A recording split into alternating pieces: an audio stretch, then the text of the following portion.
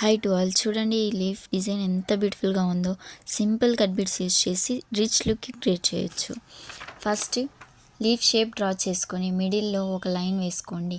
థ్రెడ్ని మిడిల్ నుంచి పైకి స్టిచ్ చేసి దానికి ఒక చిన్న లాక్ స్టిచ్ వేసి అందులో 4 కట్ బీట్స్ వేసి మళ్ళీ లీఫ్ మిడిల్కి వచ్చి ఒక లాక్ స్టిచ్ వేయాలి.